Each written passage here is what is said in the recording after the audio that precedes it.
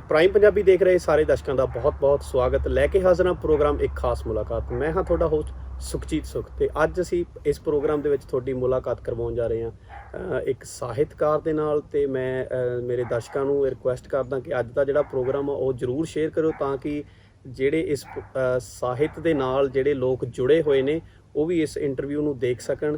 ਤੇ ਤੁਹਾਡੀ ਮੁਲਾਕਾਤ ਕਰਵਾਉਣ ਜਾ ਰਹੇ ਹਾਂ ਮਹਿੰਦਰਪਾਲ ਸਿੰਘ ਜੀ ਧਾਲੀਵਾਲ। ਬਹੁਤ ਬਹੁਤ ਸਵਾਗਤ ਹੈ ਜੀ ਤੁਹਾਡਾ ਪ੍ਰਾਈਮ ਪੰਜਾਬੀ ਟੀਵੀ ਤੇ। ਪ੍ਰਾਈਮ ਟੀਵੀ ਨੂੰ ਸਭ ਤੋਂ ਪਹਿਲਾਂ ਵਧਾਈ ਕਿ ਉਹਨਾਂ ਨੇ ਜਿਹੜਾ ਇਹ ਉਦਮ ਕੀਤਾ ਲੋਕਾਂ ਦੇ ਨਾਲ ਸਾਂਝ ਪਾਉਣ ਦਾ। ਔਰ ਸਾਰੇ ਦਰਸ਼ਕਾਂ ਨੂੰ ਬਹੁਤ ਬਹੁਤ ਮੇਰੀ ਸਤਿ ਸ੍ਰੀ ਅਕਾਲ। ਐਂਡ ਮੈਂ ਮੈਨੂੰ ਖੁਸ਼ੀ ਹੈ ਕਿ ਮੈਂ ਤੁਹਾਡੇ ਨਾਲ ਆਪਣੇ ਵਿਚਾਰ ਸਾਂਝੇ ਕਰਨ ਜਾ ਰਿਹਾ। ਮਹਿੰਦਰਪਾਲ ਜੀ ਸਭ ਤੋਂ ਪਹਿਲਾਂ ਇਹ ਦੱਸੋ ਵੀ ਤੁਹਾਡੇ ਪਿੰਡ ਬਾਰੇ ਦੱਸੋ। ਤੁਹਾਡਾ ਪਿੰਡ ਕਿਹੜਾ ਜੀ? ਮੇਰਾ ਪਿੰਡ ਬਿਲਾਸਪੁਰ ਹੈ ਜੀ, ਬੱਧਨੀ ਬਿਲਾਸਪੁਰ ਵੱਜਦਾ। ਹਾਂਜੀ। ਮੋਗੇ ਤੋਂ ਬਰਨਾਲੇ ਨੂੰ ਜਾਈਏ ਤਾਂ ਬਿਲਕੁਲ ਮਿਡਲ ਦੇ ਵਿੱਚ ਪੈਂਦਾ। ਪਿੰਡ ਮੇਰਾ ਕਾਫੀ ਮਸ਼ਹੂਰ ਪਿੰਡ ਹੈ। ਸਾਡਾ ਪੋਲੀਟੀਕਲੀ ਕਾਫੀ ਮਸ਼ਹੂਰੀ ਰਹੀ ਹੈ ਉੱਥੇ। ਸਾਡੇ ਪਿੰਡ ਦੇ 3-4 ਜਿਹੜੇ ਹੈਗੇ MP MLA ਬਣੇ ਹੋਏ। ਉਹਨਾਂ 'ਚ ਗੁਰਦੇਵ ਸਿੰਘ ਸ਼ਾਂਤ ਸਭ ਤੋਂ ਪਹਿਲਾਂ MLA ਬਣੇ ਸੀ। ਉਸ ਤੋਂ ਬਾਅਦ ਉਹਨਾਂ ਦੇ ਬੇਟੇ ਅਜੀਤ ਸਿੰਘ ਸ਼ਾਂਤ ਵੀ MLA ਰਹੇ। ਅਜੈਬ ਸਿੰਘ ਭੱਟੀ ਹੁਣ ਸਾਡੇ ਜਿਹੜੇ ਹੈਗੇ ਆ ਉਹ ਡਿਪਟੀ ਸਪੀਕਰ ਹੈ। ਫਿਰ ਇੱਕ ਮਲਕੀਤ ਸਿੰਘ ਕੀਤੂ ਸੀ, ਉਹ ਵੀ MLA ਰਿਹਾ। ਸੋ ਸਾਡੇ ਮਤਲਬ ਕਾਫੀ ਪ੍ਰੋਗਰੈਸਿਵ ਪਿੰਡ ਕਿਹਾ ਜਾ ਸਕਦਾ। ਕਿੰਨਾ ਟਾਈਮ ਹੋ ਗਿਆ ਜੀ ਤੁਹਾਨੂੰ ਇੱਥੇ ਇੰਗਲੈਂਡ ਦੀ ਧਰਤੀ 'ਤੇ? ਮੈਂ 31 ਦਸੰਬਰ 1976 ਨੂੰ ਆਇਆ ਸੀ। ਔਰ ਸਮਝ ਲਓ ਤੁਸੀਂ ਤਕਰੀਬਨ 42 ਸਾਲ ਹੋ ਗਏ। ਔਰ ਇਹ 42 ਸਾਲ ਦਾ ਜੇ ਸਫ਼ਰ ਦੇਖੀਏ ਤਾਂ ਇੰਝ ਲੱਗਦਾ ਜਿੱਦਾਂ ਕੱਲ੍ਹ ਪਰਸੋਂ ਦੀਆਂ ਗੱਲਾਂ ਹੋਣ। ਪੁਰਾਣਾ ਨਹੀਂ ਹੋਇਆ ਲੱਗਦਾ। ਬੇਸ਼ੱਕ ਸਾਲ ਜਦੋਂ ਗਿਣੀਏ ਤਾਂ ਬਹੁਤ ਕੁਛ ਉਹਨਾਂ ਸਾਲਾਂ ਦੇ ਵਿੱਚ ਬਦਲ ਵੀ ਗਿਆ, ਪਰ ਹਾਲੇ ਵੀ ਇੰਡੀਆ ਨਾਲ ਵੀ ਉਹੀ ਸਾਂਝ ਹੈ ਮੇਰੀ ਜਿਹੜੀ ਉਦੋਂ ਸੀ। ਅਤੇ ਜਿਹੜਾ ਲਿਖਣ ਦਾ ਜਿਹੜਾ ਤੁਹਾਡਾ ਸਫ਼ਰ ਅੱਜ ਕਹਿ ਦਈਏ ਆਪਾਂ ਕਲਮ ਦਾ ਜਿਹੜਾ ਸਫ਼ਰ ਆ ਤੁਹਾਡਾ, ਉਹ ਇੰਡੀਆ ਤੋਂ ਹੀ ਬਚਪਨ ਤੋਂ ਹੀ ਸੀ ਜਾਂ ਇੰਗਲੈਂਡ ਦੀ ਧਰਤੀ 'ਤੇ ਆ ਕੇ ਤੁਹਾਨੂੰ ਉਸ ਤੋਂ ਬਾਅਦ ਲੱਗਿਆ ਵੀ ਤੁਹਾਨੂੰ ਲਿਖਣਾ ਚਾਹੀਦਾ, ਜਾਂ ਇਸ ਚੀਜ਼ ਦੀ ਕੋਈ ਟ੍ਰੇਨਿੰਗ ਤੁਸੀਂ ਲਈ? ਨਹੀਂ, ਕੋਈ ਟ੍ਰੇਨਿੰਗ ਵਾਲੀ ਗੱਲ ਨਹੀਂ। ਮੈਨੂੰ ਸਾਹਿਤ ਦੇ ਵਿੱਚ ਰੁਚੀ ਬਹੁਤ ਛੋਟੇ ਹੁੰਦੇ ਤੋਂ ਸੀ। ਮੈਂ ਜਸਵੰਤ ਕਮਲ ਨੂੰ, ਨਾਨਕ ਸਿੰਘ ਨੂੰ, ਗੁਰਦਿਆਲ ਸਿੰਘ ਨੂੰ ਉਹਨਾਂ ਦਿਨਾਂ ਦੇ ਵਿੱਚ ਪੜ੍ਹਿਆ। ਹੋਰ ਵੀ ਜਿਹੜੇ ਨਾਵਲਕਾਰ ਸੀਗੇ ਉਹਨਾਂ ਨੂੰ ਵੀ। ਫਿਰ ਰਸ਼ੀਅਨ ਨਾਵਲ ਜਿਹੜੇ ਉਦੋਂ ਸਾਡੇ ਟਾਈਮ 'ਤੇ ਕਾਫੀ ਪ੍ਰਚਲਿਤ ਸੀ, ਉਹਨਾਂ ਦੇ ਵਿੱਚ ਮੈਨੂੰ ਗੋਰਕੀ ਦਾ ਨਾਵਲ ਸੀ ਮਾਂ, ਇੱਕ ਸੂਰਮੇ ਦੀ ਸਿਰਜਣਾ, ਸਤਰੰਗੀ ਪੀਂਘ, ਅਸਲੀ ਮਨੁੱਖ ਦੀ ਵਾਰਤਾ, ਕਈ ਸਾਰੇ ਨਾਵਲ ਜਿਹੜੇ ਸੀਗੇ ਉਹਨਾਂ ਨੇ ਮੈਨੂੰ ਬਹੁਤ ਪ੍ਰਭਾਵਿਤ ਕੀਤਾ। ਔਰ ਉਹ ਅੱਜ ਵੀ ਮੇਰੇ ਚੇਤਿਆਂ ਦੇ ਵਿੱਚ ਉਸੇ ਤਰ੍ਹਾਂ ਹੀ ਪਏ ਨੇ। ਔਰ ਉਹਨਾਂ ਤੋਂ ਪ੍ਰਭਾਵਿਤ ਹੋ ਕੇ ਮੈਨੂੰ ਖੁਦ ਨੂੰ ਵੀ ਲਿਖਣ ਦਾ ਹੋਇਆ ਸ਼ੌਕ। ਅਸੀਂ ਫਿਰ ਪਹਿਲਾਂ ਇੱਕ ਉੱਥੇ ਪਰਚਾ ਕੱਢਿਆ ਸੀ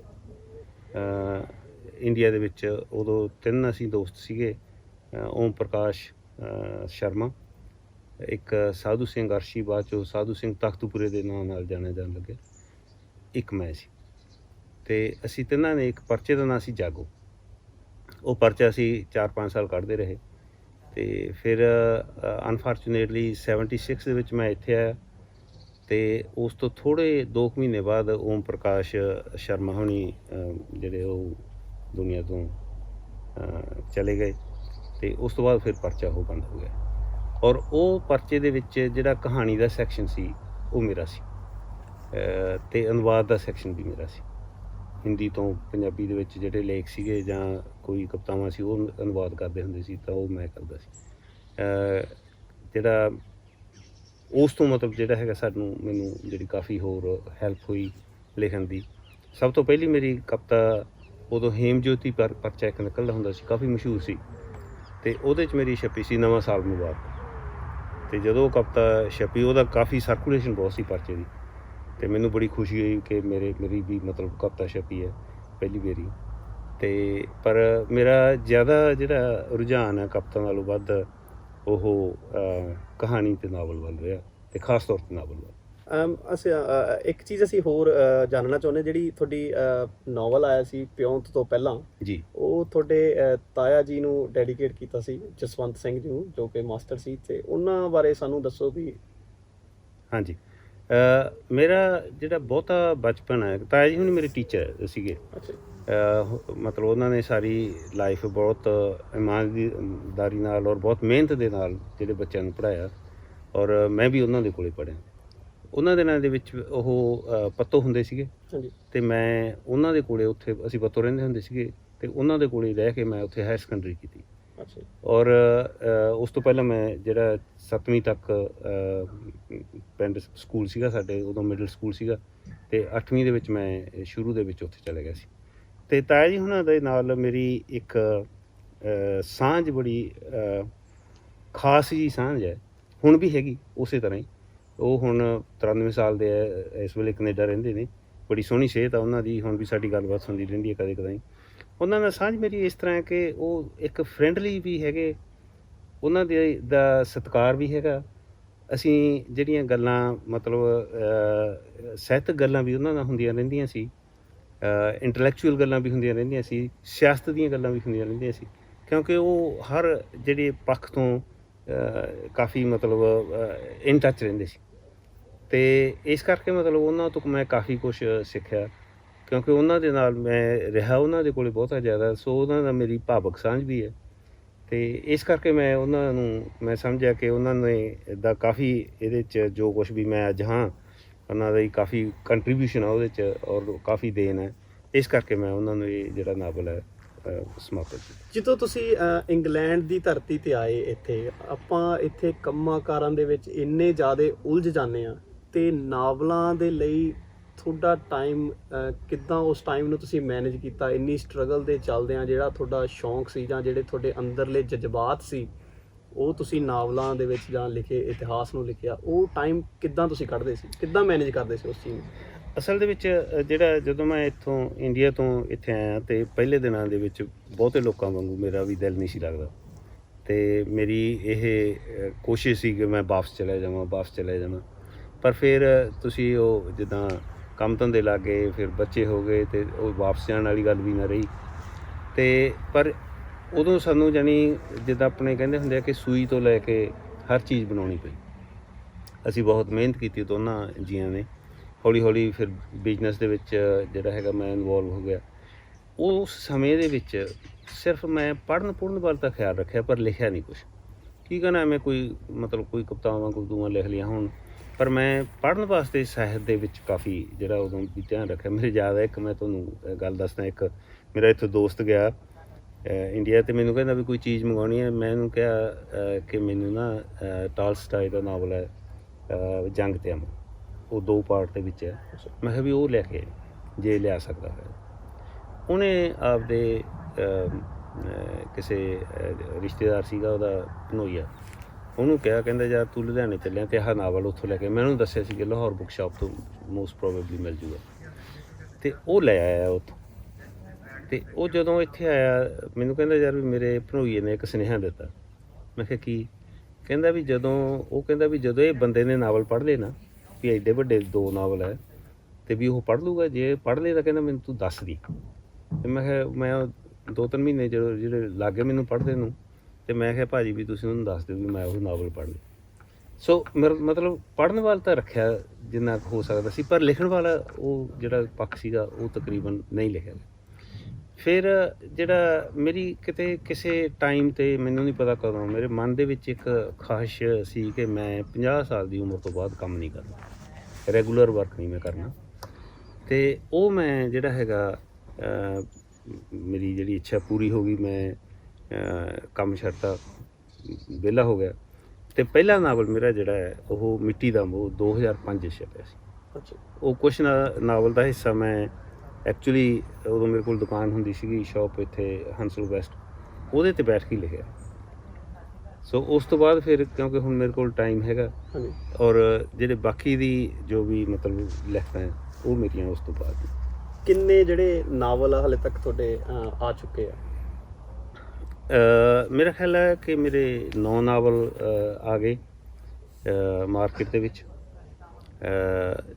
10ਵੀਂ ਇੱਕ ਮੇਰਾ ਅਨੁਵਾਦ ਹੈ, ਇੱਕ ਬੜਾ ਮਸ਼ਹੂਰ ਨਾਵਲ ਹੈਗਾ ਅੰਕਲ ਟੌਮਸ ਕੈਬਨ, ਇੰਗਲਿਸ਼ ਦਾ ਨਾਵਲ ਹੈ, ਅਮਰੀਕਨ ਨਾਵਲ ਹੈ, ਉਹ 1852-53 ਦੇ ਵਿੱਚ ਛਪਿਆ ਸੀ।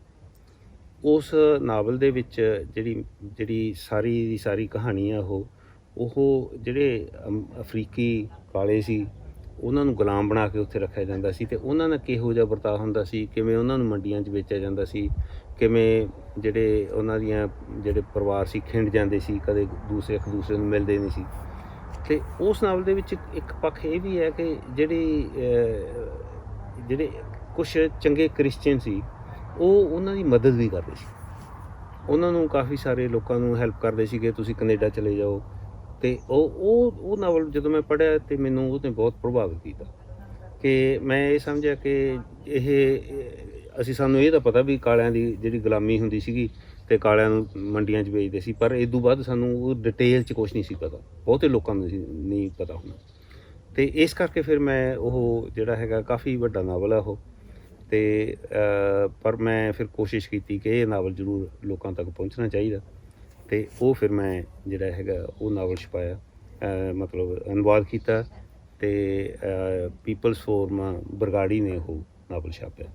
ਤੁਹਾਡੀ ਕੋਈ ਕਹਾਣੀਆਂ ਦੀ ਕਿਤਾਬ ਵੀ ਹੈ, ਤੁਸੀਂ ਕਹਾਣੀਆਂ ਵੀ ਲਿਖਦੇ ਹੋ? ਹਾਂ, ਕਹਾਣੀਆਂ ਮੈਂ ਲਿਖਦਾ, ਘੱਟ ਲਿਖਦਾ ਮੈਂ ਕਹਾਣੀ, ਵੈਸੇ ਨਾਵਲ ਤੋਂ ਹੀ ਟਾਈਮ ਨਹੀਂ ਮਿਲਦਾ। ਮੇਰੀ ਕਹਾਣੀ ਦੀ ਕਿਤਾਬ ਹੈ ਘਰ ਵਾਪਸੀ, ਉਹਦੇ 'ਚ ਕੁਛ ਕਹਾਣੀਆਂ ਹੈਗੀਆਂ, ਔਰ ਉਹਦੇ 'ਚ ਕਾਮਰੇਡ ਸਰਜੀਤ ਸਿੰਘ ਘੋਲੀਏ ਤੋਂ ਉਹਨਾਂ ਨੇ ਮੁਖਬੰਧ ਵੀ ਲਿਖਿਆ ਉਹਦਾ।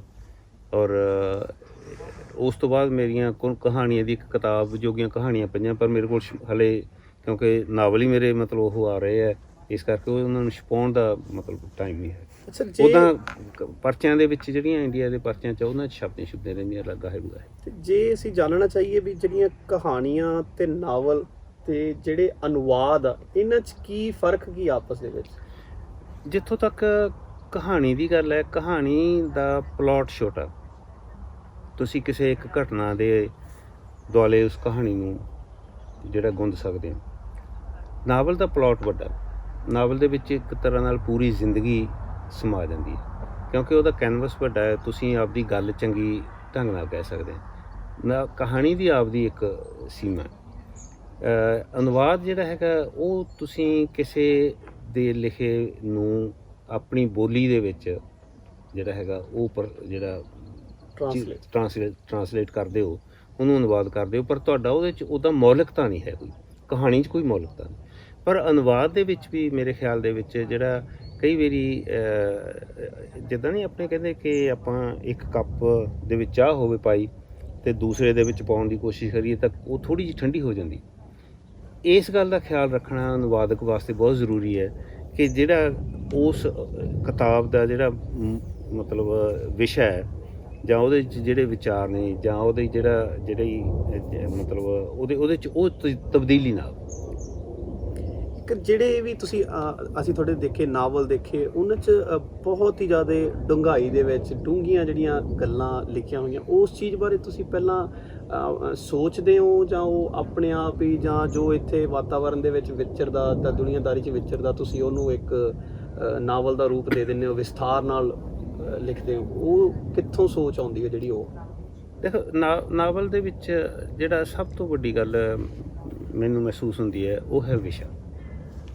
ਜਿੰਨਾ ਚਿਰ ਤੁਹਾਡੇ ਕੋਲ ਕੋਈ ਤੁਸੀਂ ਚੂਜ਼ ਨਹੀਂ ਕਰਦੇ, ਚੋਣ ਨਹੀਂ ਕਰਦੇ ਕਿ ਮੈਂ ਇਸ ਵਿਸ਼ੇ 'ਤੇ ਲਿਖਣਾ, ਉਹਨਾਂ ਚਿਰ ਜਿਹੜਾ ਹੈਗਾ ਤੁਸੀਂ ਉਸ ਤੋਂ ਅੱਗੇ ਨਹੀਂ ਤੁਰ ਸਕਦੇ।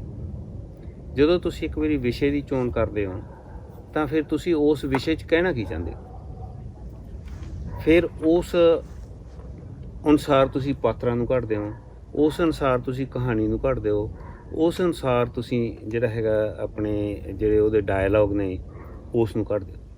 ਇਹ ਇਹਨਾਂ ਸੌਖਾ ਕੰਮ ਨਹੀਂ ਕਿ ਮਤਲਬ ਆਪਾਂ ਜਿੱਦਾਂ ਕਹਿ ਦਈਏ ਵੀ ਮੈਂ ਕਰਦਾ। ਕਈ ਵਾਰੀ ਤੁਹਾਨੂੰ ਮੈਨੂੰ ਕਈ ਵਾਰੀ ਇੱਦਾਂ ਹੁੰਦਾ ਕਿ ਮੈਂ ਹਫ਼ਤਾ ਇੱਕ ਅੱਖਰ ਵੀ ਨਹੀਂ ਲਿਖਿਆ ਜਾਂਦਾ, 2 ਹਫ਼ਤੇ ਨਹੀਂ ਲਿਖਿਆ ਜਾਂਦਾ।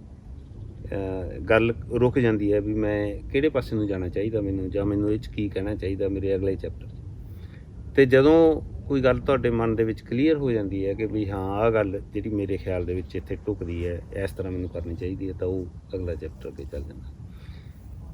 ਜਦੋਂ ਤੁਸੀਂ ਕੋਈ ਨਾਵਲ ਕੰਪਲੀਟ ਕਰਦੇ ਹੋ, ਤੁਸੀਂ ਲਿਖ ਲਿਆ ਕੋਈ ਨਾਵਲ, ਉਹਨੂੰ ਜਦੋਂ ਪਬਲਿਸ਼ ਕਰਨ ਦਾ ਟਾਈਮ ਹੁੰਦਾ, ਤੁਸੀਂ ਉਹਨੂੰ ਪਬਲਿਸ਼ ਕਰਨਾ, ਉਹ ਤੁਸੀਂ ਕਿਸੇ ਨੂੰ ਸਲਾਹ ਵੀ ਲੈਂਦੇ ਹੋ ਜਾਂ ਘਰੋਂ ਕਿਤੋਂ ਆਪਣੇ ਫਰੈਂਡ ਸਰਕਲ ਚੋਂ? ਮੈਂ ਜਿਹੜਾ ਪਬਲਿਸ਼ ਕਰਨ ਤੋਂ ਪਹਿਲਾਂ, ਜਿਹੜਾ ਤੁਸੀਂ ਜਦੋਂ ਨਾਵਲ ਲਿਖ ਲਿਆ, ਕੰਪਲੀਟ ਕਰ ਲਿਆ, ਤਾਂ ਮੈਨੂੰ ਸਭ ਤੋਂ ਪਹਿਲਾਂ ਇਹ ਹੁੰਦਾ ਕਿ ਮੈਂ ਉਸ ਨਾਵਲ ਨੂੰ ਪੜ੍ਹਾਂ। ਸੋ ਪੜ੍ਹ ਕੇ ਉਹਦੇ 'ਚੋਂ ਕੁਛ ਚੇਂਜਿਸ ਕਰਨ ਵਾਲੀਆਂ, ਜਿਹੜੀਆਂ ਮੈਨੂੰ ਲੱਗਦਾ ਕਿ ਚੇਂਜਿਸ ਕਰਨ ਵਾਲੀਆਂ, ਉਹ ਕੀਤੀਆਂ ਜਾਂਦੀਆਂ। ਉਹ 'ਚ ਕੁਛ ਗਲਤੀਆਂ ਹੁੰਦੀਆਂ ਉਹ ਵੀ ਦੂਰ ਕੀਤੀਆਂ ਜਾਂਦੀਆਂ, ਕੁਛ ਵੱਧ ਲਿਖਿਆ ਜਾਂਦਾ ਉਹ ਕੱਟਿਆ ਜਾਂਦਾ, ਕੁਛ ਘੱਟ ਲਿਖਿਆ ਹੁੰਦਾ ਉਹ 'ਚ ਐਡ ਕੀਤਾ ਜਾਂਦਾ ਹੈ। ਸੋ ਇੱਕ ਤਰ੍ਹਾਂ ਨਾਲ ਮੈਂ ਖੁਦ ਪਹਿਲਾਂ ਉਹਨੂੰ ਐਡਿਟ ਕਰਦਾ। ਉਸ ਤੋਂ ਬਾਅਦ ਮੇਰਾ ਹਮੇਸ਼ਾ ਇਹ ਰੁਝਾਨ ਰਿਹਾ ਕਿ ਮੈਂ ਘੱਟੋ ਘੱਟ 10-15 ਬੰਦਿਆਂ ਨੂੰ ਉਹ ਨਾਵਲ ਪੜ੍ਹਾਉਣਾ, ਜਿਹਦੇ 'ਚ ਆਮ ਸਧਾਰਨ ਪਾਠਕ ਵੀ ਹੈ, ਜਿਹਦੇ 'ਚ ਜਿਹੜੇ ਮੇਰੇ ਸਮਕਾਲੀ ਲੇਖਕ ਨੇ ਉਹ ਵੀ ਨੇ, ਆਲੋਚਕ ਵੀ ਹੁੰਦੇ ਨੇ। ਸੋ ਉਹ ਵੱਖੋ ਵੱਖਰੇ ਲੋਕਾਂ ਦੀਆਂ ਫਿਰ ਮੈਂ ਜਿਹੜੀ ਰਾਏ ਲੈਂਦਾ। ਕੋਈ ਜ਼ਰੂਰੀ ਨਹੀਂ ਹੁੰਦਾ ਕਿ ਤੁਸੀਂ ਹਰ ਕਿਸੇ ਦੀ ਕਹੀ ਗੱਲ ਨੂੰ ਜਿਹੜਾ ਮੰਨਣਾ ਹੈ, ਪਰ ਘੱਟੋ ਘੱਟ ਅਗਲਾ ਜਦੋਂ ਕੋਈ ਤੁਹਾਨੂੰ ਰਾਏ ਦਿੰਦਾ ਹੈ ਤਾਂ ਉਹਦੇ 'ਚੋਂ ਤੁਸੀਂ ਆਪ ਦੇਖਣਾ ਕਿ ਮੈਂ ਹਾਂ ਵੀ ਆਹ ਗੱਲ ਸਹੀ ਹੈ ਤਾਂ ਮੈਂ ਆਹ ਚੇਂਜ ਕਰਨਾ, ਅਤੇ ਨਹੀਂ ਤੁਸੀਂ ਉਹਨੂੰ ਛੱਡ ਵੀ ਸਕਦੇ। ਸੋ ਉਹ ਜਿਹੜਾ ਹੈਗਾ ਮੈਂ ਪੁੱਛ ਕੇ ਦੋਸਤਾਂ ਦੀ ਰਾਏ ਲੈ ਕੇ, ਜਿਹੜੇ ਉਹ ਗੱਲ ਕਹਿੰਦੇ ਕਿ ਸਾਨੂੰ ਨਾਵਲ ਦੇ ਵਿੱਚ ਆਹ ਠੀਕ ਲੱਗਿਆ, ਗਲਤ ਲੱਗਿਆ ਜਾਂ ਜੋ ਵੀ ਹੈ, ਉਸ ਤੋਂ ਫਿਰ ਬਾਅਦ ਉਹ ਜਿਹੜਾ ਛਪਣ ਵਾਸਤੇ ਤਿਆਰ ਹੁੰਦਾ। ਅਤੇ ਛਪਾਉਣ ਦੀ ਜਿਹੜੀ ਗੱਲ ਹੈ, ਮੈਂ ਸਾਰੇ ਜਿਹੜੇ ਲੇਖਕ ਹੈ ਉਹ ਤਕਰੀਬਨ ਜਿਹੜੇ ਸਾਡੇ ਪਬਲਿਸ਼ਰ ਹੈ, ਮੇਨਲੀ ਜਿਹੜੇ ਪਬਲਿਸ਼ਰ ਹੈ ਉਹ ਇੱਕ ਪ੍ਰਿੰਟਰ ਹੀ ਹੈ। ਉਹ ਕਿਤਾਬ ਨੂੰ ਪ੍ਰਿੰਟ ਕਰਕੇ ਅਤੇ ਰੱਖ ਦਿੰਦੇ ਆ।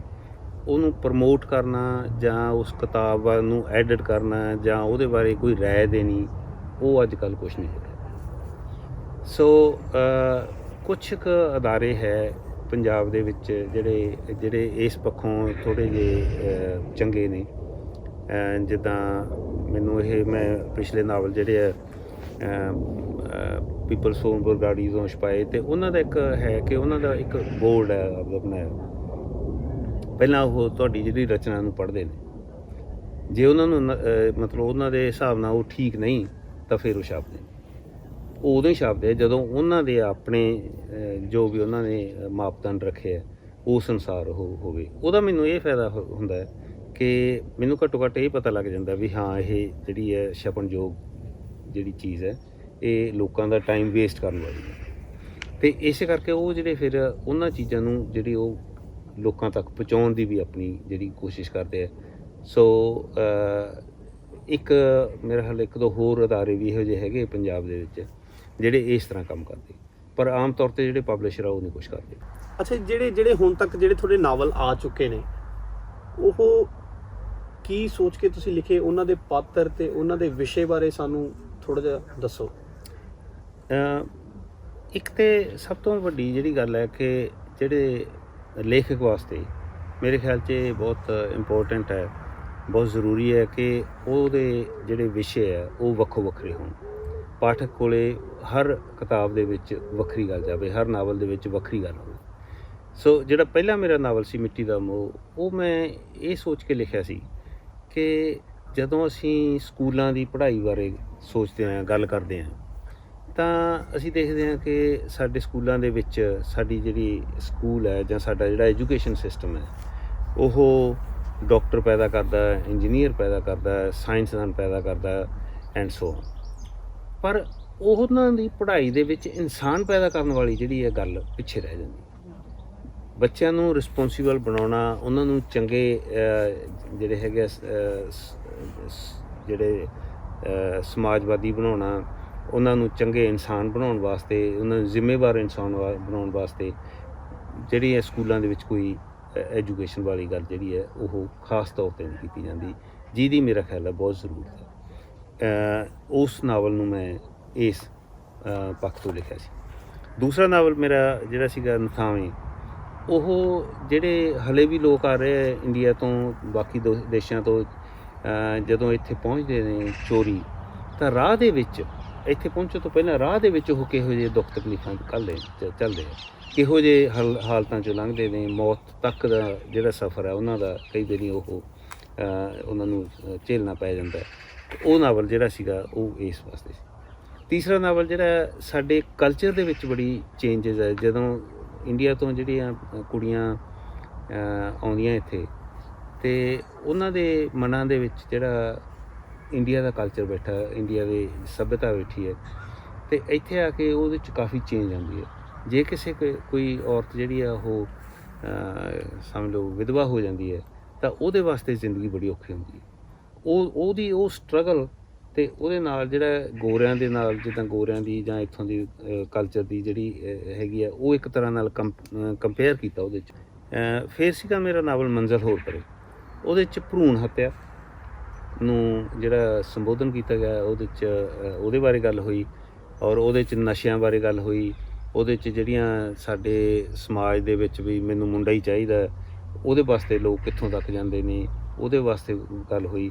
ਔਰ ਇਹੋ ਜਿਹੇ ਜਿਹੜੇ ਸਵਾਲ ਉਸ ਨਾਵਲ ਦੇ ਵਿੱਚ, ਸਮਗਲਿੰਗ ਜਿਹੜੀ ਸਾਡੇ ਇੰਡੀਆ ਦੇ ਵਿੱਚ ਖਾਸ ਤੌਰ 'ਤੇ ਅਤੇ ਇੱਥੇ ਵੀ ਹੁੰਦੀ ਆ, ਉਹਦੇ ਬਾਰੇ ਵੀ ਗੱਲ ਹੋਈ। ਉਹਦੇ 'ਚ ਜਿਹੜਾ ਤੁਹਾਡਾ ਮੇਨ ਪਾਤਰ ਇੱਕ ਕੁੜੀ ਨੂੰ ਰੱਖਿਆ ਗਿਆ। ਹਾਂ, ਮੁੱਖ ਜਿਹੜਾ ਪਾਤਰ ਹੈ ਉਹ ਕੁੜੀ ਹੈ, ਕਿਉਂਕਿ ਉਹ ਭਰੂਣ ਹੱਤਿਆ ਦੀ ਗੱਲ ਸੀਗੀ ਅਤੇ ਕੁੜੀ ਨੂੰ ਮੈਂ ਇਹ ਸੋਚਿਆ ਕਿ ਜਿਹੜੀ ਉਹ ਕੁੜੀਆਂ ਵੀ ਸਕਸੈਸਫੁਲ ਹੈ ਵੀ ਜ਼ਿੰਦਗੀ ਦੇ ਵਿੱਚ, ਪ੍ਰੈਕਟੀਕਲੀ ਵੀ ਆਪਾਂ ਨੂੰ ਦੱਸਦਾ।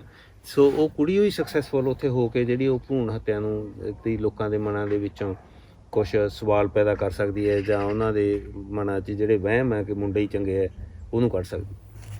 ਫਿਰ ਇੱਕ ਇਤਿਹਾਸਕ ਨਾਵਲ ਮੇਰਾ ਹੈ, ਉਹ ਹੈ ਰੁੱਤਾਂ ਲਹੂ ਲੁਹਾਣ। ਇੰਡੀਆ ਦੇ ਵਿੱਚ ਨਕਸਲਾਈਟ ਮੂਵਮੈਂਟ ਚੱਲੀ ਸੀ, ਪੰਜਾਬ ਦੇ ਵਿੱਚ ਵੀ 69 70 ਤੱਕ, 72 5 ਤੱਕ ਵੀ ਬਾਅਦ ਚੱਲਦੀ ਰਹੀ। ਉਹਦੀ ਜਿਹੜੀ ਹੈਗੀ ਹੈ ਉਹਦੇ ਬਾਰੇ ਮਤਲਬ ਲਿਖਿਆ ਗਿਆ। ਉਸ ਤੋਂ ਅੱਗੇ ਜਿਹੜਾ ਨਾਵਲ ਹੈ ਮੇਰਾ, ਉਹ ਪਿਉਂ ਤੋਂ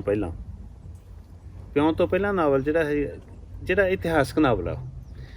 ਅਸੀਂ ਇੰਨੇ ਸਾਲਾਂ ਤੋਂ ਇੱਥੇ ਰਹਿ ਰਹੇ ਹਾਂ, ਹੁਣ ਤੱਕ ਬਹੁਤ ਸਾਰੇ ਲੇਖਕ ਹੈ ਜਿਨ੍ਹਾਂ ਨੇ ਇਸ ਵਿਸ਼ੇ ਨੂੰ ਛੋਹਿਆ ਨਹੀਂ। ਇਹ ਵਿਸ਼ਾ ਇੱਥੇ 1750 ਤੋਂ ਲੈ ਕੇ ਇੱਥੋਂ ਦੀ ਜ਼ਿੰਦਗੀ ਕਿਹੋ ਜਿਹੀ ਸੀ, ਇਹਦੇ ਬਾਰੇ, ਕਿਵੇਂ ਇੱਥੇ ਜਿਹੜੀ ਇੰਡਸਟਰੀਅਲ ਰੈਵੋਲਿਊਸ਼ਨ ਤੋਂ ਪਹਿਲਾਂ ਦੀ ਲਾਈਫ ਕਿੱਦਾਂ ਸੀ, ਉਸ ਤੋਂ ਬਾਅਦ ਦੀ ਲਾਈਫ ਕਿੱਦਾਂ। ਕਿੰਨੀ ਕੁ ਤੁਹਾਨੂੰ ਸਟੱਡੀ ਕਰਨੀ ਪਈ ਉਹ ਬਹੁਤ ਜ਼ਿਆਦਾ, ਕਿਉਂਕਿ ਜਿਹੜਾ ਇਤਿਹਾਸਕ ਨਾਵਲ ਲਿਖਣ ਵਾਸਤੇ ਤੁਹਾਨੂੰ ਸਟੱਡੀ ਕਰਨੀ ਪੈਂਦੀ ਹੈ, ਤੁਹਾਨੂੰ ਇਨਫੋਰਮੇਸ਼ਨ ਤੋਂ ਬਾਅਦ ਜਿਹੜੀ ਉਹਨੂੰ ਕਹਾਣੀ ਦੇ ਵਿੱਚ ਜਿਹੜਾ ਗੁੰਦਣਾ, ਉਹ ਉਸ ਤੋਂ ਵੀ ਔਖਾ। ਇੱਕ ਚੀਜ਼ ਉਸ ਨਾਵਲ ਦੇ ਵਿੱਚ ਹੋਰ ਸੀਗੀ ਬਹੁਤ, ਜਿੱਦਾਂ ਕਹਿੰਦੇ ਉਸ ਨਾਵਲ ਦੇ ਵਿੱਚ ਕਰੈਕਟਰ ਬਹੁਤ ਜ਼ਿਆਦਾ। ਦੇਖੋ, ਜਦੋਂ ਇੱਕ ਪਹਿਲੀ ਗੱਲ ਤਾਂ ਨਾਵਲ 'ਚ ਵੈਸੇ ਹੀ ਕਰੈਕਟਰ ਜ਼ਿਆਦਾ ਹੁੰਦੇ ਆ। ਫਿਰ ਜਦੋਂ ਜਿਹੜਾ ਇਤਿਹਾਸਕ ਨਾਵਲ ਹੈ, ਜਿਹੜਾ ਇਹੋ ਜਿਹਾ ਨਾਵਲ ਹੈ ਜਿਹਦੇ 'ਚ ਤੁਸੀਂ ਇੱਕ ਜਿਹੜੀ ਪੁਰਾਣੀ ਲਾਈਫ ਨੂੰ ਲੈ ਕੇ ਆਉਣਾ, ਤਾਂ ਉਹਦੇ 'ਚ ਜਿਹੜੇ ਹੈਗੇ ਆ ਕਰੈਕਟਰ ਜ਼ਿਆਦਾ ਹੋਣੇ ਹੀ ਹੋਣੇ ਆ। ਉਹਨੂੰ ਤੁਸੀਂ ਉਹ ਤੋਂ ਮਤਲਬ ਜੇ ਜਾਂ ਫਿਰ ਤੁਸੀਂ ਕਹਾਣੀ ਨੂੰ ਤੁਸੀਂ ਕੱਟ ਕਰੋਗੇ, ਅਤੇ ਉਹ ਮੇਰੇ ਖਿਆਲ ਦੇ ਵਿੱਚ ਕੋਈ ਇਹ ਨਹੀਂ, ਮੇਰਾ ਖਿਆਲ ਕਿਸੇ ਨੇ ਮੈਨੂੰ ਕਿਹਾ ਵੀ ਵਾਧੂ ਕਰੈਕਟਰ ਆ ਉਹਦੇ 'ਚ, ਕੋਈ ਇਹ ਕਿਸੇ ਨੇ ਨਹੀਂ ਕਿਹਾ ਵੀ ਆਹ ਕਰੈਕਟਰ ਐਵੇਂ ਹੀ ਪਾਇਆ ਵਾ, ਇਹ ਨਹੀਂ ਗੱਲ ਹੈ ਉਹ। ਪਰ ਮੈਂ ਨਾਵਲ ਜਦੋਂ ਲਿਖਿਆ ਅਤੇ ਮੈਂ ਬਾਅਦ 'ਚ ਸੋਚਿਆ, ਮੈਂ 1825 ਤੱਕ ਆ ਕੇ ਮੈਂ ਕਿਹਾ ਯਾਰ ਐਵੇਂ ਕਿਸੇ ਨੇ ਪੜ੍ਹਨਾ ਨਹੀਂ, ਇਹ ਕਿਸੇ ਇੰਡੀਆ 'ਚ ਕਿੱਥੇ ਲੋਕਾਂ ਨੇ ਪੜ੍ਹਨਾ ਇਹ ਨਾਵਲ, ਐਵੇਂ ਮੈਂ ਮੱਥਾ ਮਾਰੀ ਜਾਂਦਾ, ਅਤੇ ਮੈਂ ਉਹ ਬੰਦ ਕਰਤਾ।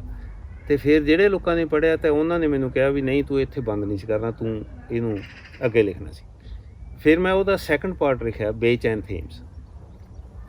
ਔਰ ਉਹ ਜਿਹੜਾ ਸੀਗਾ ਉਹ ਜਿੱਦਾਂ 1950 ਤੱਕ ਤਕਰੀਬਨ ਆਇਆ, 1825 ਤੋਂ 1950 ਤੱਕ ਦਾ ਜਿਹੜਾ ਹੈਗਾ, ਉਹਦੇ 'ਚ second world war, first world war, ਉਹ ਸਾਰਾ ਕੁਛ ਉਹ 'ਚ ਕਵਰ ਹੋਇਆ। ਉਸ ਤੋਂ ਬਾਅਦ ਇੱਕ ਨਹੀਂ ਸੁੱਕਣੇ ਕਦੇ ਦਰਿਆ, ਇਹ ਵੀ ਇਤਿਹਾਸਕ ਨਾਵਲ ਹੈ। ਇਹ ਆਪਣੀ ਗਦਰ ਪਾਰਟੀ 'ਤੇ ਜਦੋਂ 1902 3 4 5 ਦੇ ਵਿੱਚ ਕੈਨੇਡਾ ਗਏ ਲੋਕ ਇੰਡੀਆ ਤੋਂ, ਔਰ ਉਹਨਾਂ ਨੇ ਉੱਥੇ ਰਹੇ, ਫਿਰ ਹੋਰ ਲੋਕ ਆਏ, ਫਿਰ ਉਹਨਾਂ ਨੇ ਉੱਥੋਂ ਦੇ ਹਾਲਾਤ ਦੇਖੇ, ਉੱਥੋਂ ਦੀ ਆਜ਼ਾਦੀ ਦੇਖੀ, ਕਿਸ ਤਰ੍ਹਾਂ ਉਹ ਜਿਹੜਾ ਹੈਗਾ ਮਤਲਬ ਆਪਣੇ ਦੇਸ਼ ਦੀ ਗੁਲਾਮੀ ਬਾਰੇ ਉਹਨਾਂ ਨੇ ਗੱਲਾਂ ਕੀਤੀਆਂ। ਜਿਹੜੇ ਇਸ ਤਰ੍ਹਾਂ ਮਤਲਬ ਜਿਹੜਾ ਫਿਰ ਬੇਚੈਨ ਥੀਮਸ ਮੈਨੂੰ ਜਿਹੜਾ ਨਾਵਲ ਹੈ ਉਹ ਮੈਂ ਲਿਖਿਆ, ਉਹਦੇ 'ਚ 1825 ਤੋਂ 1950 ਤੱਕ ਦਾ ਸਫ਼ਰ ਜਿਹੜਾ ਕਵਰ ਹੋਇਆ ਇੱਥੋਂ ਦਾ। ਔਰ ਉਹਦੇ 'ਚ second world war, first world war, ਇੱਥੇ ਇੱਕ ਮੂਵਮੈਂਟ ਚੱਲੀ ਸੀਗੀ ਜਿਹੜੇ ਔਰਤਾਂ ਦੇ ਹੱਕਾਂ ਵਾਸਤੇ, ਕਿ ਸਾਨੂੰ ਵੋਟ ਦਾ ਹੱਕ ਹੋਣਾ ਚਾਹੀਦਾ, ਜਿਹਦੇ 'ਚ ਸੋਫੀਆ, ਦਲੀਪ ਸਿੰਘ ਜਿਹੜੀ ਮਹਾਰਾਜਾ ਦਲੀਪ ਸਿੰਘ ਦੀ ਬੇਟੀ ਸੀ ਛੋਟੀ, ਉਹਨੇ ਵੀ ਕਾਫੀ ਵੱਡਾ ਹਿੱਸਾ ਪਾਇਆ ਸੀ, ਉਹਨੇ ਕਾਫੀ ਵੱਡੀ ਉਹ 'ਚ ਉਹਦੀ ਕੰਟਰੀਬਿਊਸ਼ਨ ਹੈ। ਸੋ ਉਹ ਨਾਵਲ ਜਿਹੜਾ ਹੈਗਾ ਉਹ ਬੇਚੈਨ ਥੀਮਸ ਮੈਂ ਲਿਖਿਆ। ਉਸ ਤੋਂ ਬਾਅਦ ਫਿਰ ਸੋਫੀਆ ਦਲੀਪ ਸਿੰਘ ਬਾਰੇ ਜਦੋਂ ਮੈਂ ਉਹਦੀ ਰਿਸਰਚ ਕਰ ਰਿਹਾ ਸੀਗਾ, ਸੋਫੀਆ ਦਲੀਪ ਸਿੰਘ ਬਾਰੇ ਜਦੋਂ ਮੈਂ ਇਹ ਪੜ੍ਹਿਆ ਕਿ ਉਹਨੇ ਇੰਨੀ ਵੱਡੀ ਜਿਹੜੀ ਸਟਰਗਲ ਕੀਤੀ ਅਤੇ ਉਹ ਇੱਕ ਵਾਰੀ ਪ੍ਰਾਈਮ ਮਿਨਿਸਟਰ ਦੀ ਕਾਰ ਦੇ ਮੂਹਰੇ ਜਾ ਵੜੀ ਸੀ ਪ੍ਰੋਟੈਸਟ ਦੇ ਵਿੱਚ ਵੀ ਸਾਨੂੰ ਵੋਟ ਦਾ ਹੱਕ ਦਿਓ।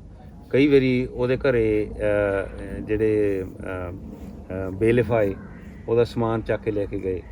ਔਰ ਉਹ ਜਦੋਂ ਮੈਂ ਉਹਦੇ ਬਾਰੇ ਪੜ੍ਹਿਆ ਤਾਂ ਫਿਰ ਮੈਂ ਸੋਚਿਆ ਵੀ ਇਹਦੇ ਬਾਰੇ ਜ਼ਰੂਰ ਲਿਖਣਾ ਚਾਹੀਦਾ। ਸਾਡੇ ਇੰਡੀਆ ਦੇ ਵਿੱਚ ਜਿਹੜੇ ਪੰਜਾਬੀ ਲੋਕ ਆ ਉਹਨਾਂ ਨੂੰ ਦਲੀਪ ਸਿੰਘ ਬਾਰੇ ਤਾਂ ਕੁਛ ਨਾ ਕੁਛ ਪਤਾ ਹੈ, ਪਰ ਉਸ ਦੇ ਬੱਚਿਆਂ ਬਾਰੇ ਕੁਛ ਨਹੀਂ। ਸੋ ਇਹ ਨਾਵਲ ਜਿਹੜਾ ਸੋਫੀਆ ਹੀ ਉਹਦਾ ਨਾਂ ਹੈ ਨਾਵਲ ਦਾ, ਉਹ ਹੁਣ ਲੋਕਾਂ ਦੇ ਕੋਲ ਇੰਡੀਆ 'ਚ ਪਹੁੰਚ ਗਿਆ, ਪਰ ਮੇਰੇ ਕੋਲ ਨਹੀਂ ਹਲੇ ਆਇਆ ਕਿਉਂਕਿ ਕਰੋਨਾ ਵਾਇਰਸ ਕਰਕੇ ਜਿਹੜੀਆਂ ਹੈਗੀਆਂ ਫਲਾਈਟਾਂ ਫਲੂਟਾਂ ਵੀ ਬੰਦ ਹੋ ਗਈਆਂ।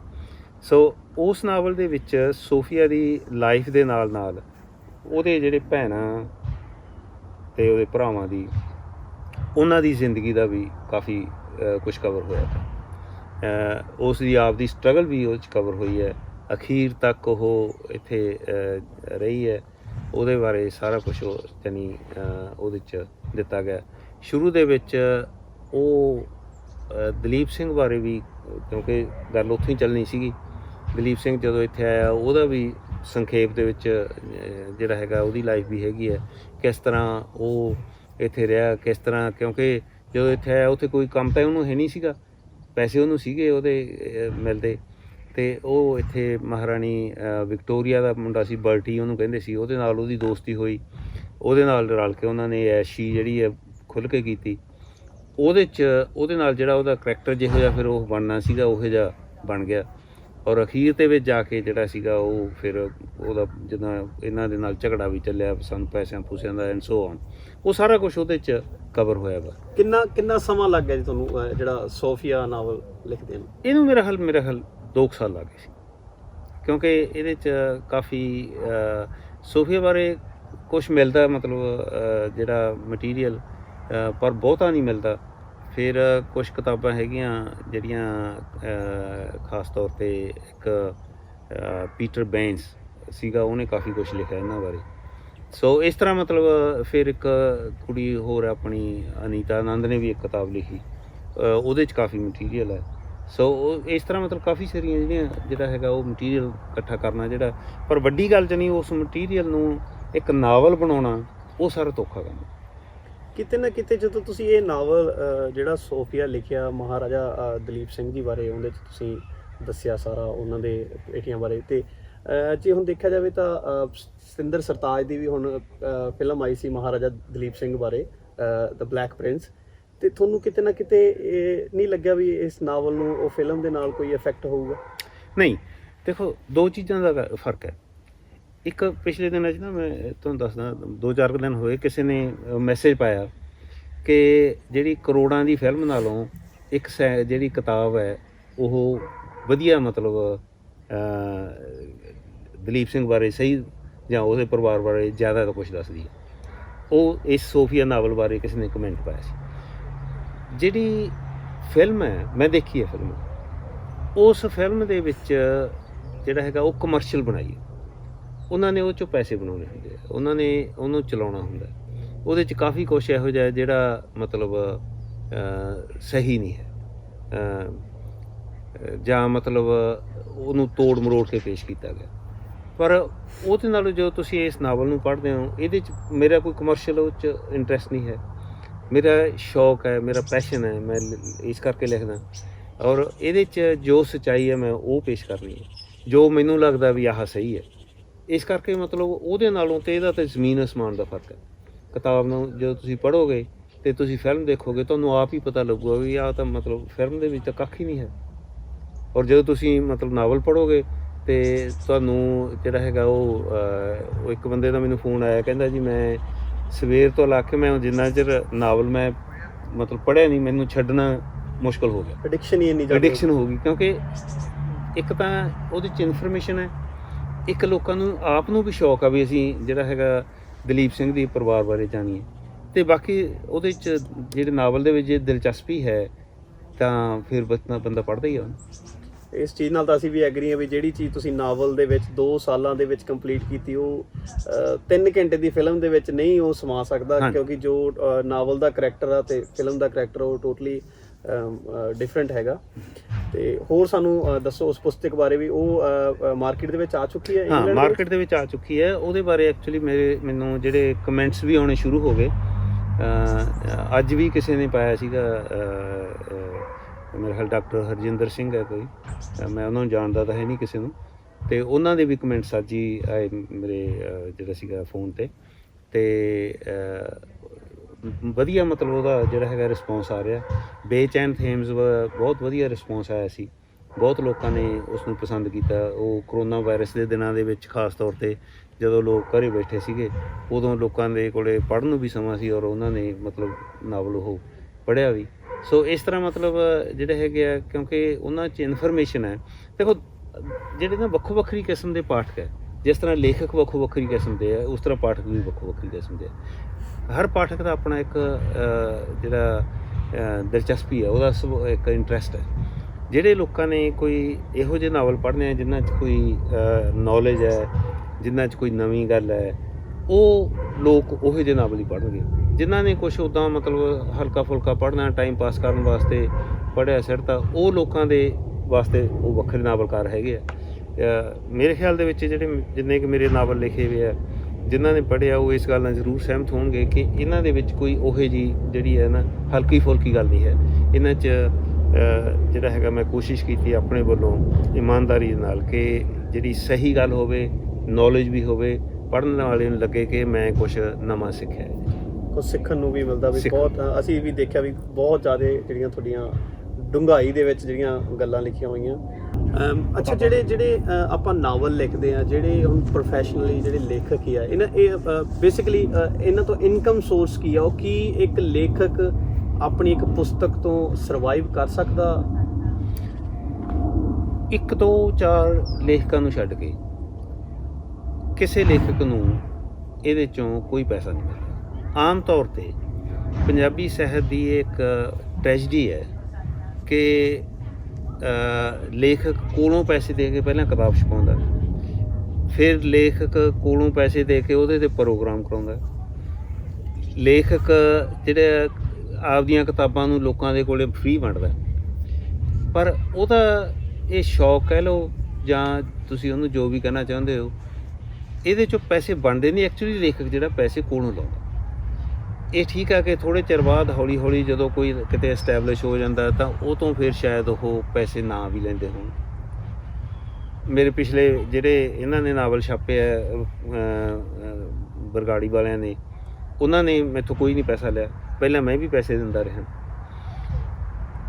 ਜਿਹੜੇ ਕੁਛ ਬੰਦੇ ਹੈਗੇ ਆ ਜਿਨ੍ਹਾਂ ਨੂੰ ਜਿਹੜੇ ਐਸਟੈਬਲਿਸ਼ ਹੋ ਜਾਂਦੇ ਆ ਕਾਫੀ ਦੇਰ ਬਾਅਦ, ਤਾਂ ਉਹਨਾਂ ਨੂੰ ਕੋਈ 4 ਪੈਸੇ ਮਿਲ ਵੀ ਜਾਂਦੇ ਹਨ।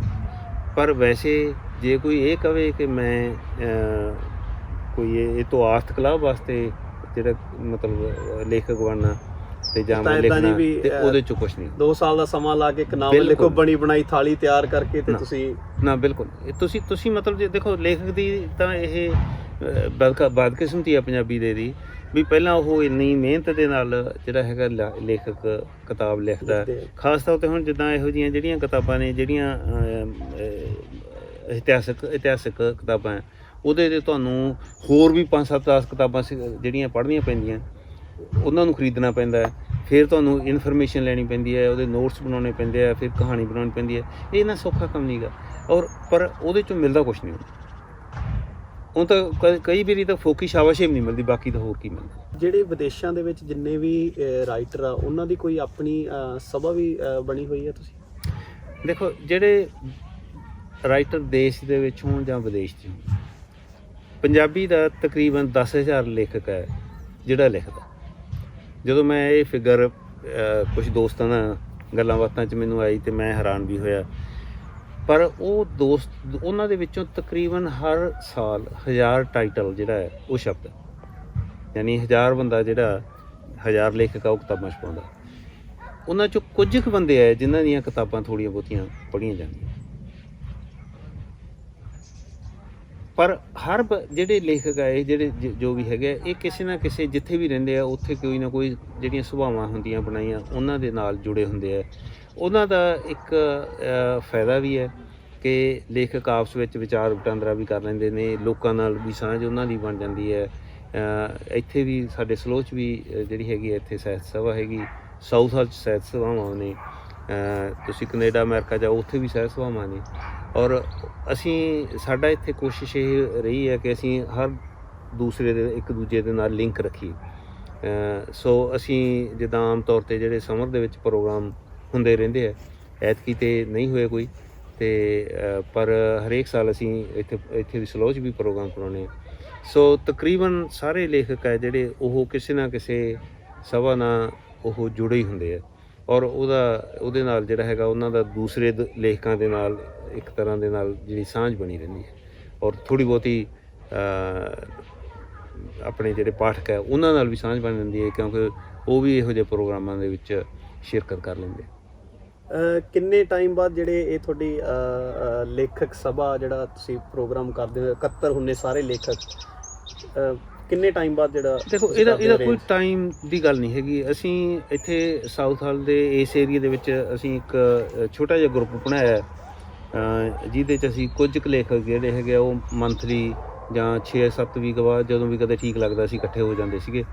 ਪਿਛਲੇ ਇਹਨਾਂ ਦਿਨਾਂ ਨੂੰ ਛੱਡ ਕੇ ਕੁਛ ਹੋਰ ਵੀ ਇਸ ਤਰ੍ਹਾਂ ਜਿਹੜੇ ਲੇਖਕ ਆ ਉਹ ਵੀ ਇਕੱਠੇ ਹੁੰਦੇ ਰਹਿੰਦੇ ਨੇ।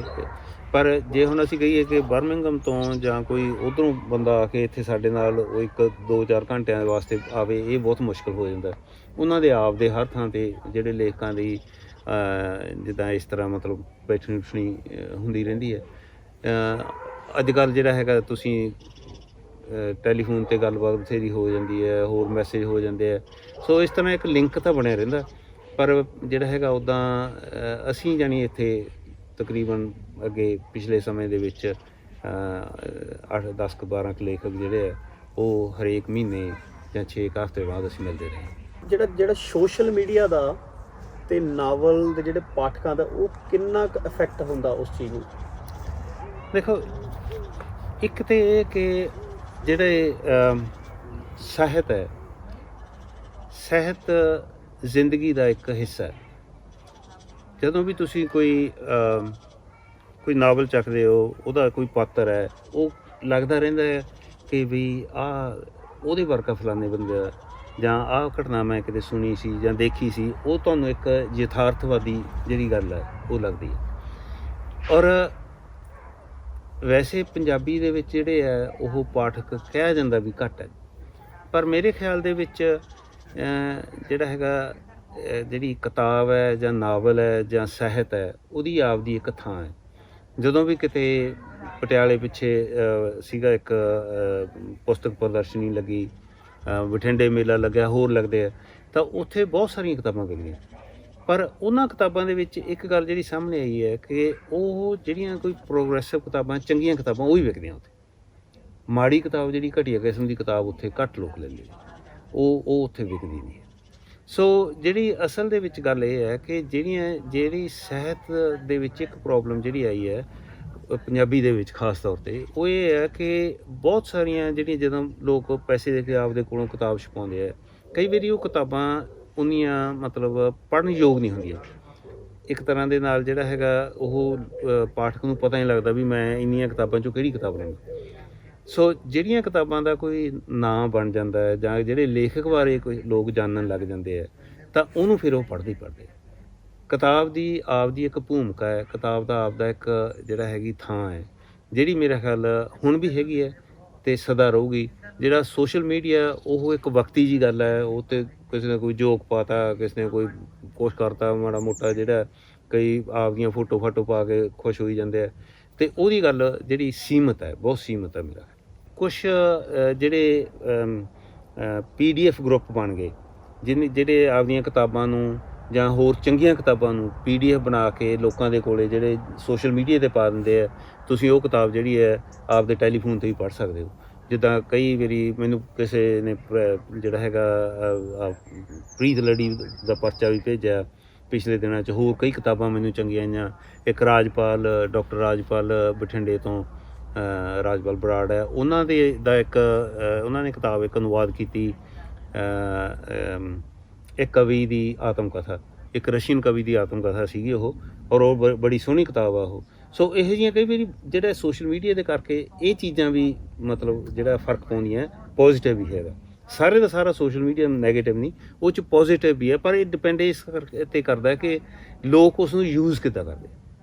ਸੋ ਮੇਰਾ ਖਿਆਲ ਹੈ ਵੀ ਇਹਦਾ ਪੋਜ਼ੀਟਿਵ ਫੈਕਟਰ ਵੀ ਹੈਗਾ, ਅਤੇ ਔਰ ਇਹਨੂੰ ਕੋਸ਼ਿਸ਼ ਇਹ ਕਰਨੀ ਚਾਹੀਦੀ ਹੈ ਜਿਹੜੇ ਵੀ ਸਿਹਤ ਕਮਸ ਵਾਲੇ ਬੰਦੇ ਹੈ ਕਿ ਇਹਨੂੰ ਪੋਜ਼ੀਟਿਵਲੀ ਯੂਜ਼ ਕਰਨ, ਇਹਨੂੰ ਥੋੜ੍ਹਾ ਜਿਹਾ ਮਤਲਬ ਇਸ ਢੰਗ ਨਾਲ ਯੂਜ਼ ਕਰਨ ਕਿ ਇਹਦੇ ਨਾਲ ਉਹਨਾਂ ਦਾ ਆਪਦਾ ਵੀ ਫਾਇਦਾ ਹੋਵੇ ਔਰ ਲੋਕਾਂ ਤੱਕ ਵੀ ਗੱਲ ਪਹੁੰਚੇ। ਚਾਹੁੰਦੇ ਜਾਂਦੇ ਤੁਸੀਂ ਆਪਣੇ ਪਾਠਕਾਂ ਨੂੰ ਕੀ ਕਹਿਣਾ ਚਾਹੋਗੇ? ਮੈਂ ਪਾਠਕਾਂ ਨੂੰ ਇੱਕੋ ਹੀ ਗੱਲ ਕਹਿਣੀ ਚਾਹੁੰਦਾ ਕਿ ਚੰਗੀਆਂ ਕਿਤਾਬਾਂ ਪੜ੍ਹਨੀਆਂ, ਚੰਗੀਆਂ ਕਿਤਾਬਾਂ ਤੁਹਾਡੀਆਂ ਸਭ ਤੋਂ ਚੰਗੀਆਂ ਮਿੱਤਰ ਨੇ। ਚੰਗੀਆਂ ਕਿਤਾਬਾਂ ਪੜ੍ਹ ਕੇ ਖੁਦ ਨੂੰ ਪੜ੍ਹੋ, ਬੱਚਿਆਂ ਨੂੰ ਪੜ੍ਹਾਓ, ਔਰ ਚੰਗੇ ਜਿਹੜੇ ਹੈਗੇ ਆ ਤੁਸੀਂ ਨਾਗਰਿਕ ਬਣਨ ਦੀ ਕੋਸ਼ਿਸ਼ ਕਰੋ। ਕਿਤਾਬਾਂ ਤੋਂ ਜੋ ਵੀ ਸੇਧ ਮਿਲ ਸਕੇ ਉਹ ਲੈਣੀ ਚਾਹੀਦੀ ਹੈ, ਔਰ ਮਾੜੀ ਕਿਤਾਬ ਪੜ੍ਹਨ ਨਾਲੋਂ ਚੰਗੀ ਕਿਤਾਬ ਪੜ੍ਹਨੀ ਜਿਹੜੀ 1000 ਗੁਣੇ ਚੰਗੀ ਹੈ, ਕਿਉਂਕਿ ਤੁਸੀਂ ਆਪ ਦਾ ਟਾਈਮ ਵੇਸਟ ਨਹੀਂ ਕਰਦੇ। ਔਰ ਮੈਂ ਤੁਹਾਨੂੰ ਸਾਰਿਆਂ ਨੂੰ ਚੰਗੀ ਸਿਹਤ, ਖੁਸ਼ੀ ਭਰੀ ਜ਼ਿੰਦਗੀ ਦੀ ਜਿਹੜੀ ਹੈਗੀ ਆ ਦੁਆ ਕਰਦਾ। ਅੱਜ ਦੇ ਇਸ ਪ੍ਰੋਗਰਾਮ ਦੇ ਵਿੱਚ ਅਸੀਂ ਤੁਹਾਡੀ ਮੁਲਾਕਾਤ ਕਰਵਾਈ ਮਹਿੰਦਰਪਾਲ ਸਿੰਘ ਜੀ, ਜੋ ਕਿ ਇੱਕ ਲੇਖਕ ਨੇ। ਉਹਨਾਂ ਦੇ ਨਾਲ ਆਪਾਂ ਗੱਲਬਾਤ ਕੀਤੀ ਉਹਨਾਂ ਦੇ ਕਲਮ ਦੇ ਸਫ਼ਰ ਬਾਰੇ, ਉਹਨਾਂ ਦੀਆਂ ਕਿਤਾਬਾਂ ਬਾਰੇ।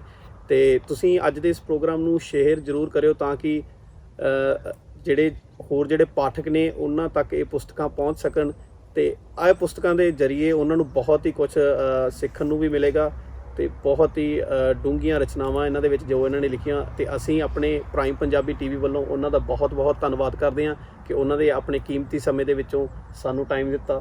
ਬਹੁਤ ਬਹੁਤ ਮਿਹਰਬਾਨੀ ਜੀ। Thank you.